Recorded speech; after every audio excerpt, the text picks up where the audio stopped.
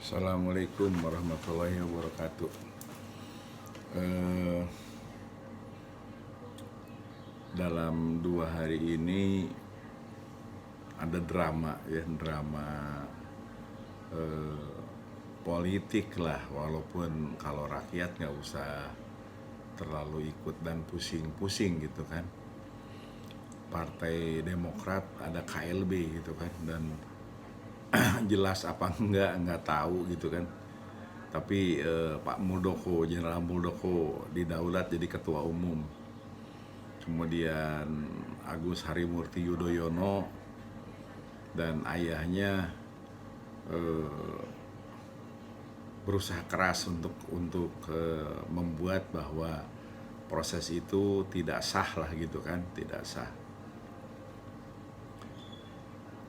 Bagi orang kebanyakan memang segala sesuatu itu harus mengikuti aturannya. Jadi kalau mau ada ketua baru, ya ketua barunya harus ada anggotanya gitu kan. Jadi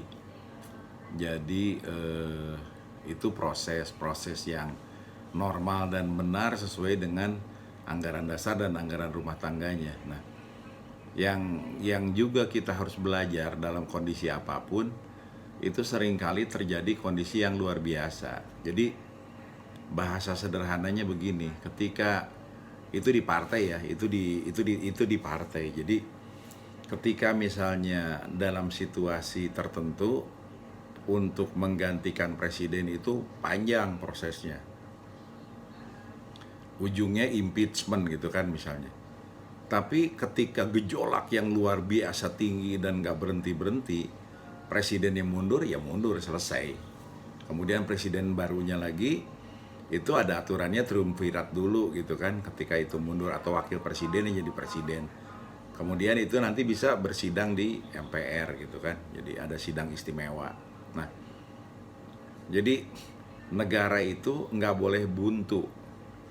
Nah, maksud saya, apakah yang sedang dilakukan di Partai Demokrat ini sekarang karena ada sesuatu yang luar biasa menurut anggota Partai Demokrat, sehingga mereka tidak menginginkan Pak SBY dan keluarganya sebagai pemilik partai tunggal, karena dulu didirikannya oleh sekian puluh orang. Kemudian prosesnya benar, bahwa walaupun benar maksud saya bahwa Pak SBY yang terlihat membesarkannya gitu kan ketika sedang jadi presiden gitu kan, dan yang lain-lain, tetapi kita nggak tahu apa yang terjadi di sana setelah Pak SBY turun selama 6 tahun atau 7 tahun setelah itu gitu kan. Jadi sehingga kejadianlah seperti sekarang ini gitu kan. Jadi saya terus terang nggak tahu gitu kan, tapi saya ingin kita belajar bersama tentang fenomena ini.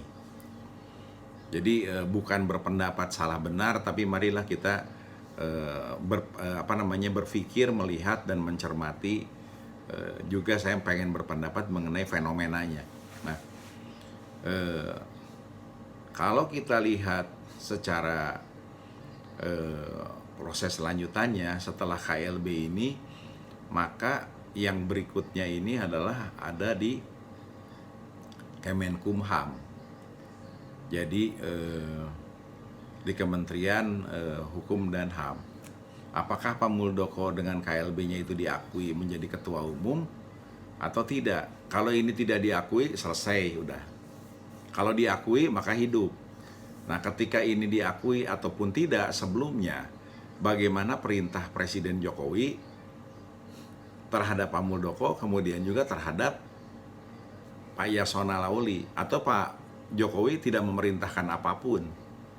Itu juga adalah sikap dari kelanjutan Kongres luar biasa Partai Demokrat kemarin.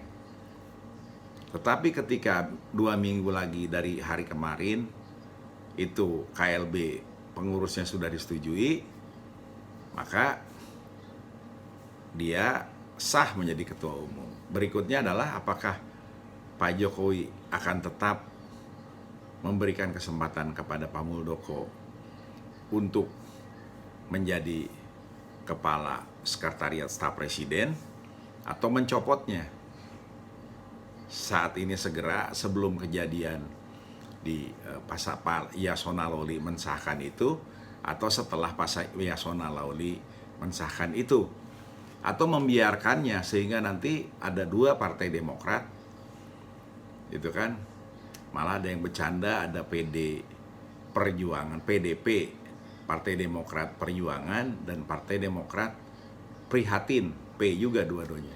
Saya tentu tidak ingin masuk ke situ ya, karena saya kira orang berpartai itu menyediakan waktu, menghabiskan biaya, kemudian juga dan yang lain-lain lah, pasti banyak pengorbanan. Dan saya percaya orang yang ada di partai itu juga punya niat baik gitu kan. Perkara berhasil atau belum berhasil atau tidak berhasil itu adalah perjalanan sejarah. Tapi marilah kita memandang semua ini sebagai sebuah fenomena yang perlu kita pelajari, perlu kita cermati, dan ngambil hikmahnya gitu. Nah, kelihatannya memang nggak bakalan sederhana nih, gitu kan. Nah, Pak SBY sekarang bicara di banyak media, kecewa dulu mengangkat Pak Muldoko, terus kemudian juga beliau mengatakan bahwa ini tidak sah. Nah, semua yang disampaikan oleh Pak SBY itu normatif. Dan itulah yang ada di anggaran dasar dan anggaran rumah tangganya. Saya ingin menyampaikan ini kepada seluruh rakyat Indonesia. Jadi perubahan itu selalu ada perubahan yang normatif, yang konstitusional, atau juga revolusioner. Ada juga yang revolusi tetapi masih konstitusional. Itu contoh 98 Pak Harto berhenti. Kemudian Pak Habibie wakil presiden naik, kemudian ada sidang istimewa, atau 1 tahun setelah Pak Habibie memimpin itu diadakan sidang MPR gitu kan. Kemudian Indonesia masuk lagi ke dalam track yang konstitusional. Jadi pilihan-pilihan itu di dalam kehidupan berbangsa itu selalu banyak pilihan yang terbuka, dan ketika di titik itulah sebetulnya dituntut kedewasaan dan kejelian rakyat sebuah bangsa. Jadi yang normatif ada, aturannya ada gitu, tetapi ketika di titik tertentu itu semuanya bisa jungkir balik, karena itulah kekuasaan yang sesungguhnya yang dinamakan daulat rakyat. Nah, pada konteks sekarang ini, daulat rakyat atau daulat anggota Partai Demokrat ini itu di KLB kita nggak pernah tahu juga siapa yang datang, bagaimana proses datangnya. Kalau KLB kan mengadakannya juga pasti ada prosesnya juga gitu kan. Tiba-tiba sudah terjadi, walaupun kalau kita lihat nggak tiba-tiba, karena ada pertemuannya, ngatur Pak Muldoko ketemu dulu, yang di Aston, yang di mana, kemudian Pak Andi Malarangeng berteriak-teriak bahwa inilah itulah dan yang lain-lain gitu kan. Nah, sekarang dieksekusi kemarin. Pertanyaannya adalah, apakah Pak Susilo Bambang Yudhoyono itu masih punya kekuatan, masih punya jaringan, masih punya daya dobrak, masih punya daya pertahanan, atau mengatakan prihatin dan malu itu sebagai bagian daripada akhir beliau pasrah? Kita tentu nggak tahu. Nanti kita lihat besok lakukan apa. Dalam 2 minggu ini apa yang akan dilakukan oleh Pak Susilo Bambang Yudhoyono. Ini menarik untuk dicermati gitu kan.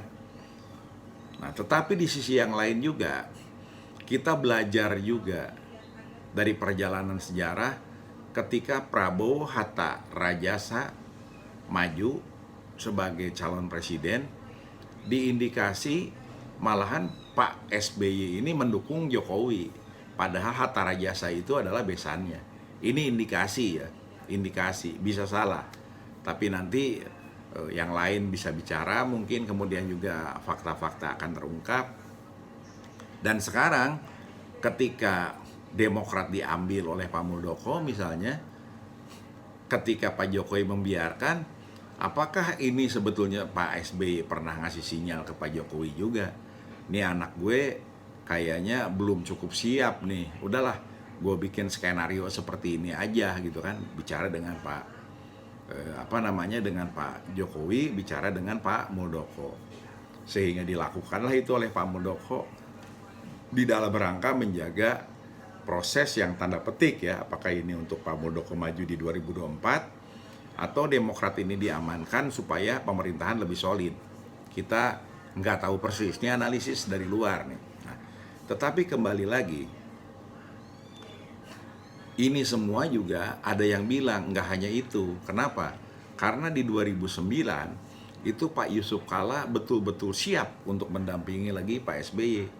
Tetapi tiba-tiba Pak SBY memilih memilih Profesor Budiono, sehingga Pak Yusuf Kalla demikian kecewa ketika itu dan tidak siap, sehingga maju menjadi calon presiden dengan Pak Jenderal Purnawirawan Wiranto. Nah, tetapi Pak SBY dengan Pak Budiono lah yang berhasil menjadi presiden dan wakil presiden. Jadi ada juga kelompok yang bilang, wah itu mah makanya dulu Pak SBY begini ya, sekarang nih dapat balasannya. Sama juga dengan dulu ketika Pak SBY meninggalkan Ibu Megawati, ketika disampaikan sebagai anak kecil oleh Taufik Kemas, kemudian keluar dari kabinet, dan ketika itulah di 2004 Pak SBY mengalahkan Megawati. Nah sekarang itu karma katanya. Nah, tentu persoalan karma, persoalan pribadi dan yang lain-lain itu kita nggak bakalan pernah tahu persis. Tapi marilah kita fokus hari-hari ini gitu kan, melihat dengan fakta-fakta yang sudah terjadi kemarin, ini akan bergeser kemana. Sementara misalnya mulai terlihat anaknya Kiai Haji Ma'ruf Amin mendukung AHY gitu kan, lebih memilih yang konstitusional, walaupun juga Ibu Siti Nur Azizah ketika di Tangerang Selatan tidak berhasil dimenangkan oleh Demokrat menjadi wali kota Tangerang Selatan gitu kan. Tapi untuk kali ini tetap konsisten mendukung AHY gitu kan, artinya memilih jalur yang konstitusional menurut persepsinya. Rekan-rekan sekalian, para sahabat milenial dan saudara-saudaraku sekalian, politik memang banyak yang bilang bahwa itu semuanya seni mewujudkan kemungkinan ya. Jadi ketika kemungkinan yang sekecil apapun itu bisa terjadi dan terwujud, itulah politik. Jadi di politik itu ya politik begitu gitu kan. Jadi katakanlah misalnya orang menyatakan, kenapa Anda curang? Lah kalau bisa curang gue menang dan gak ketangkep hukum, ya gue jalanin gitu kan. Gimana moral? Moral itu soal yang lain lagi. Kalau yang baik ya gue harus menang tadi daripada orang yang brengsek mimpin, mendingan kelompok kami yang mimpin demi kebaikan. Bahkan yang lebih sadis lagi, gue korupsi daripada orang lain yang korupsi dalam arti kelompok, tapi korupsi gue untuk memberdayakan masyarakat. Kenyataannya pasti tidak seperti itu gitu kan. Jadi yang mencoba berjalan benar aja bisa keliru dan bisa kepeleset, apalagi yang memilih jalan yang ugal-ugalan gitu kan. Walaupun di titik tertentu, katakanlah misalnya seperti proses-proses revolusi itu dilewati gitu kan, ketika itu memang sudah mentok, itu pilihannya. Walaupun ada pilihan yang selalu lebih baik itu ketika sabar, kemudian juga dilakukan dalam proses yang cukup, itu selalu perbaikannya kalau untuk manusia dan negara itu dari mulai iman, pendidikan, dan kesejahteraan. Jadi sumber daya manusia yang diperbaiki, bukan politiknya yang diperbaiki. Karena kalau politiknya diperbaiki saja, tetapi sumber daya manusianya tidak berubah, masih itu aja, biasanya ya muter di situ-situ saja gitu kan, dari satu krisis ke krisis yang lain, dari mulut singa ke mulut buaya gitu kan. Jadi nggak ada jalan keluar, no way out.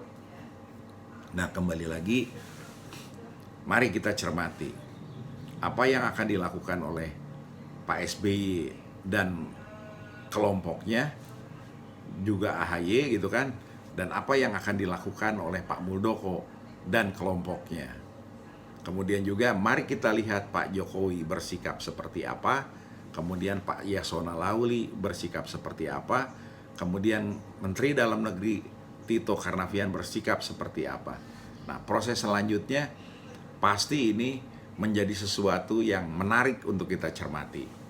Dan kembali lagi, kita sebagai masyarakat lebih baik bukan memprovokasi, bukan ikutan menyinyiri atau menjelekan yang satu ataupun yang lain, tapi mari kita doakan ini sebuah pelajaran buat kita semua, buat negeri ini. Dan yang paling penting, saudara-saudaraku sekalian, ingat, di Indonesia ini ketika terjadi penjajahan saja, itu masyarakatnya bilang ini zaman normal.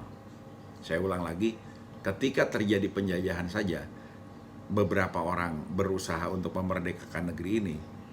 Mereka yang sudah hidupnya mapan, berkecukupan, ketika itu lebih berpendidikan menyatakan bahwa ini zaman normal. Sehingga Belanda, sang penjajah itu, selain menghisap negeri ini, juga berani dan tegas bilang bahwa kalian kaum ekstremis. Jadi masyarakat yang revolusioner pengen maju itu malah dibilang ekstremis. Nah, di era yang sekarang ini, apa sebetulnya sikap masyarakat Indonesia melihat situasi ketika pandemi ini begitu mendera, ekonomi ini seperti saat ini, dan yang saya syukuri kita tidak panik dan bisa melewati situasi ini sampai hari ini. Walaupun saya kira yang berduka banyak sekali, hampir di tiap keluarga besar itu kehilangan salah satunya gitu kan. Di tiap keluarga besar saya sampaikan itu kehilangan salah satunya, dan ini adalah sudah cukup sebetulnya sebagai peringatan yang nyata, karena kematian itu adalah sebuah peringatan yang sangat nyata buat kita semua gitu kan. Jadi saya ingin menyampaikan bahwa sesungguhnya persoalan yang paling mendasar di negeri ini saat ini adalah bagaimana pandemi ini bisa tertangani, bagaimana krisis ekonomi ini bisa tertangani sehingga rakyat tetap bisa bekerja, bisa menyekolahkan anaknya, tetap bisa makan. Kemudian kita harus mampu bertransformasi, karena di balik kesulitan itu atau di balik krisis itu selalu ada kemudahan dan hikmah ya, ada hikmah dan kemudahan. Mungkin dalam konteks ini hikmahnya adalah membuat kita lebih kuat lagi dan lebih menyadari lagi bahwa bukan hanya kita yang menentukan alam semesta ini, tetapi hari-hari ini nyata sekali bahwa pemilik alam semesta itu nyata menunjukkan kuasanya. Dan krisis ekonomi itu juga ditangkap oleh masyarakat sekarang sebagai bagian dari kepada prihatinan dan kepada bertahan. Nah, 1 tahun kita sudah lewati dengan berbagai ketahanan dan berbagai cara.